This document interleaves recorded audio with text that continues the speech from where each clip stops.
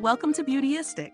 Let's get into something that can completely change the way you apply your makeup. Today, we're talking about a tool that's as simple as it is essential in every makeup bag, the KIKO Milano Makeup Blender. If you've been looking for a sponge that promises flawless application of both fluid and compact foundations, keep watching as I break down how well this performs in real-life use.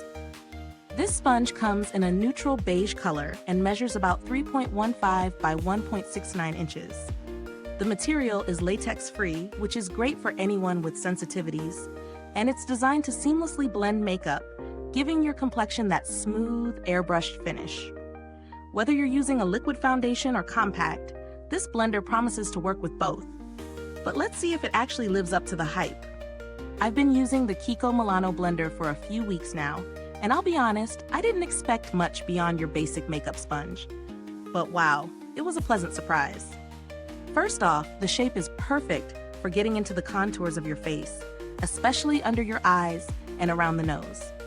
It's not too big or small, and the soft texture feels gentle on the skin without being too bouncy or stiff. When I first tested it, I used it with a liquid foundation. The sponge absorbed just the right amount of product. Not too much that you waste it, but just enough to ensure a smooth and even application. I love that it didn't leave streaks or uneven patches, which if you've ever used a subpar sponge, you know is a common issue.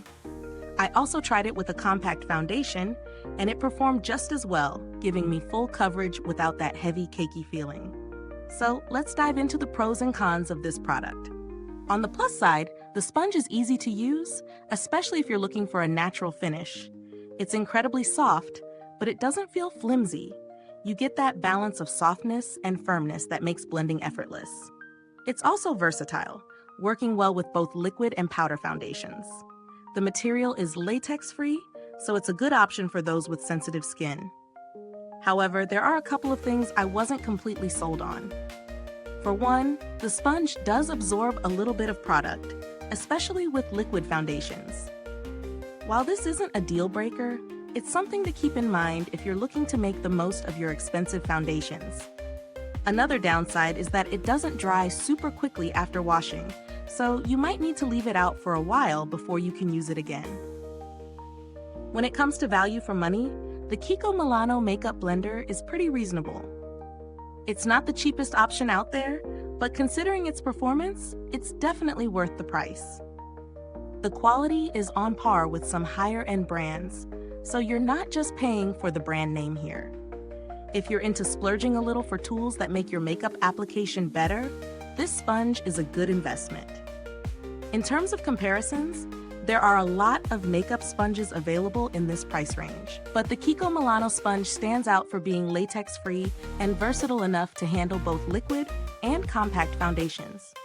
If you're looking for an alternative, there are some solid budget-friendly sponges out there, but I'd say this one still delivers a superior blend. Now let's talk about build quality.